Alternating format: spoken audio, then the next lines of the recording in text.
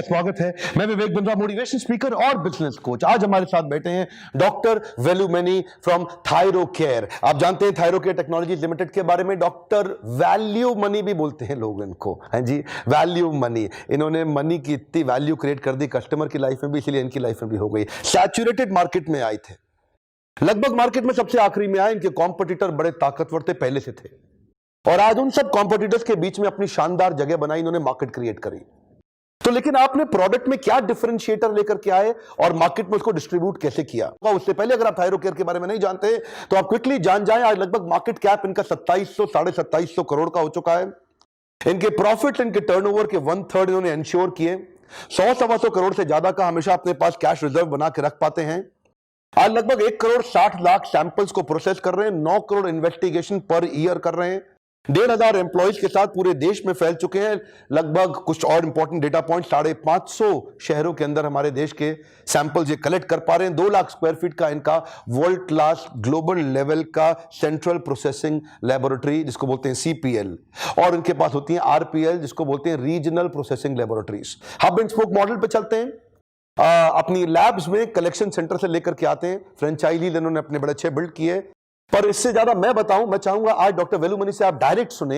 Doctor Velumani, आपका बहुत बहुत स्वागत है sir, thank you very much. बचपन में आप एक गांव से आए थे, तो गांव में क्या पढ़ाई इतनी बढ़िया थी जो आप इतना पढ़ गए इतना तेजी से? ऐसा तो पढ़ाई सरकार की पढ़ाई था, और उन दिनों में मील्स स्कूल पे लाया गया था। अगर वो मील स्कूल पे नहीं आता, मैं स्कूल नहीं जाता।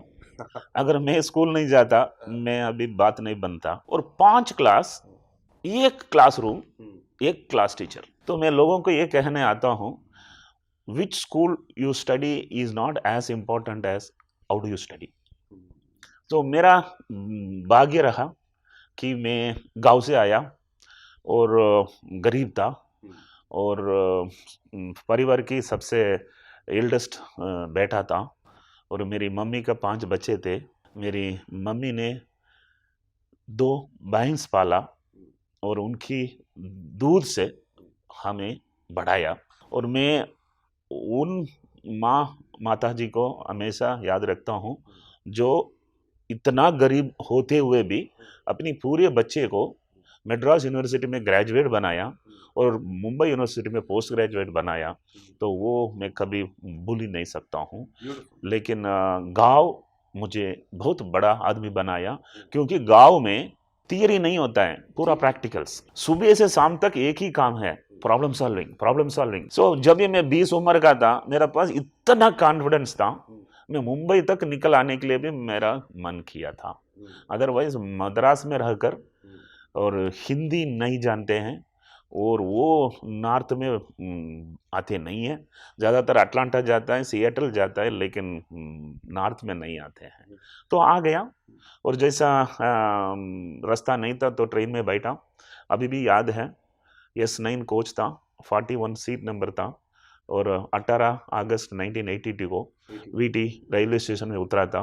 3 रात सोया था, क्योंकि मेरे पास क्रेडिट कार्ड नहीं था, ना पर्स था क्रेडिट कार्ड रखने के लिए।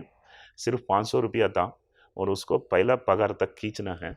तो वहाँ से मेरा मुंबई का लाइफ चालू हुआ था। सरकारी नौकरी मिला तो मैं जल्दी नहीं छोड़ा, 15 साल उधर टिका, क्योंकि मेरा सिर्फ BSc था, और अच्छा हुआ था। वो नौकरी में भी मुझे पढ़ाई करने के लिए अनुमति मिला। तो MSc हुआ, PhD हुआ, शादी हुआ, बच्चे हुए, और उसके बाद 15 साल निकल गए। तो मुझे ऐसा लगा कि am I doing right thing, या ये सवाल पूछा कि जीने आया या जीतने आया। जीना तो कोयम्बतूर में जी सकता था, मुंबई तक आ गया तो जीतना है। बड़ा होना है या बुढ़ा होना है? बुढ़ा तो अपने आप होते हैं, वो भी सरकार नौकरी में जल्दी होते हैं। तो बड़ा बनना है तो कुछ रिस्क लेना है। और ऐसा भी है, मेरा मम्मी कह रही थी, you are a restless kid. अभी मेरा बेटी कह रही है कि you are a restless dad.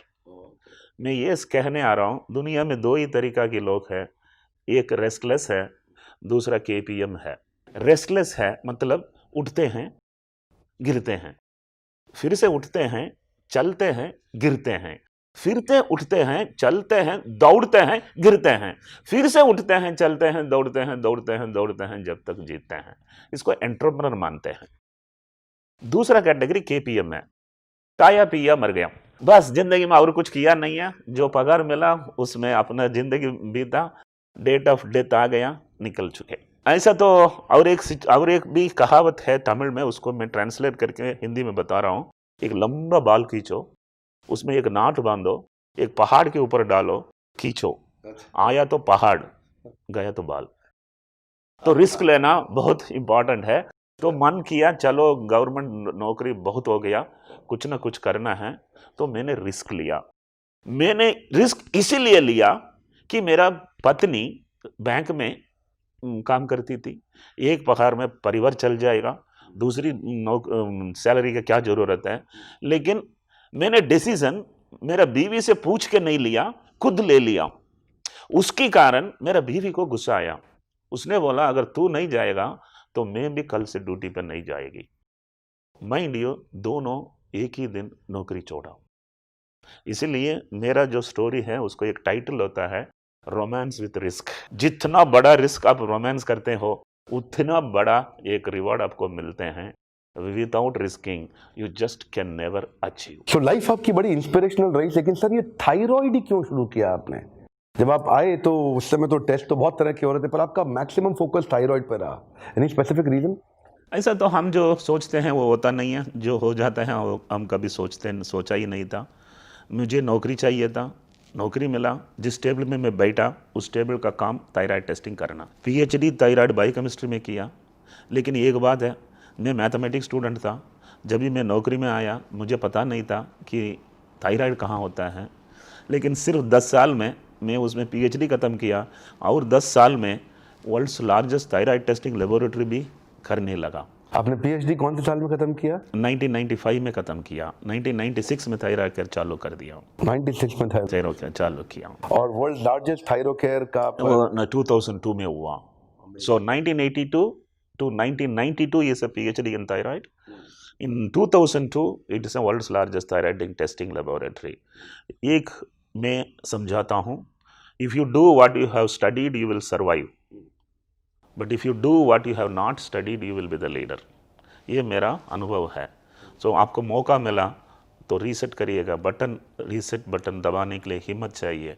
एक बार दबा दिया तो बहुत बढ़िया आगे आप बढ़ सकते हैं। पर इसमें रिस्क बहुत है। रिस्क नहीं तो कुछ है ही नहीं है, आपको रिस्क लेना है। अगर रिस्क से डरते हैं तो बस एक कारण में बैठ के अपना जिंदगी बीत ली। और आपने बताया सरकारी नौकरी में बूढ़ा जल्दी हो जाते हैं। जल्दी हो तो ये एक बात बताइए, बिना पैसे के आपने इस बिजनेस को बड़ा कैसे किया? आपका बाद में आईपीओ भी आया, आपने कोई, मैं आपकी बैलेंस शीट पढ़ रहा था तो आपने कोई लोन नहीं लिया, बिना कर्जे का कंपनी, ऊपर से 100-125 करोड़ रुपए का आपके पास कैश रिजर्व भी है। तो ये आपने इतना हम्बल बिगिनिंग किया और इतना प्रॉफिटेबल भी बना दिया और कस्टमर को भी बड़ा लो कॉस्ट किया। पैसा कहाँ से आया आपके पास बिजनेस करने के लिए? ऐसा तो फाइनेंशियल मैनेजमेंट मेरा मदर ने मुझे सिखाया था। जब ये दूध का पैसा 70 रुपीज़ हर हफ्ता था, उसने कभी किसी से एक पैसा ऋण नहीं लिया था। एक पैसे का लोन नहीं लिया? लोन नहीं लिया था। जब भी मेरी मम्मी 5 बच्चे को पाल सकता है तो लोन लेना जिंदगी में हमेशा ऑप्शन है, बिना लोन चल सकता है। तो व्यक्तिगत में कभी लोन नहीं लिया हूँ, कंपनी कभी लोन नहीं लिया है, बहुत फ्रूगली चलाया हूँ, बहुत धीरे चलाया हूँ, लेकिन कंसिस्टेंटली उसमें ध्यान इतना था कि वो पैसा उससे ही आया, उसी पैसा को उसमें ही डाला, कभी बाहर नहीं लिया गया। तो ये बहुत मुझे भी आश्चर्य लगता है कि इतना बड़ा कैसा बना और बिना पैसा। आपने आईपीओ कब निकाला पहली दफा? आईपीओ तो 2016 में किया था, 2016 में। और जब ये किया था मुझे 2400 करोड़ का मार्केट कैप का सेबी ने परमिशन दिया था। लेकिन जब ये मेरा आईपीओ 75 टाइम्स सब्सक्राइब हो गया, तभी मुझे पता चला कि मेरा कंपनी और मेरा ब्रांड बहुत बढ़िया है, क्योंकि इतना ज़बरदस्त सब्सक्रिप्शन होएगा करके मैं कभी सोचा भी नहीं था। दिसंबर 2016 में बिजनेस वर्ल्ड ने एक पन्ने में लिस्ट किया था रिचेस्ट इंडियंस का, उसमें मेरा नंबर 149 देकर मुझे आश्चर्य लगा कि मैं इतना दूर आ चुका हूँ, जब ये गांव से 500 रुपया लेकर एक अनरिजर्व कंपार्टमेंट में मुंबई तक पहुंचा हुआ आदमी। आज देश के 150 सबसे अमीर लोगों में आपका नाम आ गया। तो बहुत खुश हूँ। जर्नी बहुत रोमांचक रहा, बहुत मोटिवेशनल रहा, और कभी एक दिन भी बुरा नहीं लगा कि अभी मैं क्या करूं। कभी हिम्मत नहीं छोड़ा, कभी हिम्मत नहीं छोड़ा। लेकिन मैं ये कहने आ रहा हूं, मुंबई में जिसके पास पैसा होता है वो ज़्यादा पैसा नहीं बना सकता है। जिसका पास स्टामिना होता है he can make tons of money. ओ, जिसके पास पैसा नहीं कमाएगा, जिसके पास स्टैमिना है वो ही पैसा कमा। स्टैमिना मतलब हार से लड़ने के लिए स्टैमिना, बाउंस बैक करने का स्टैमिना। स्टैमिना मतलब किसी भी सिचुएशन में you will not give up. दौड़ेगा जब तक जीतेगा, बीच में नहीं बैठेगा। That stamina. जीने नहीं आया, जीतने आया। जीने नहीं आया हूँ, जीतने आया हूँ। आपका सर लाइफ एक बहुत बड़ी इंस्पिरेशन है। बचपन में माँ बाप साथ में लंबे समय तक नहीं रह पाए, आज आपकी धर्मपत्नी साथ में नहीं है, and you are standing really strong. We have our best prayers thank you very much for you, with you always. पर एक बात है सर, इनकी पर्सनल जर्नी जितनी इंस्पिरेशनल है, इनकी बिजनेस जर्नी उससे भी ज्यादा इंस्पिरेशनल और पावरफुल है। इनकी बिजनेस स्ट्रैटेजीज बहुत शक्तिशाली हैं।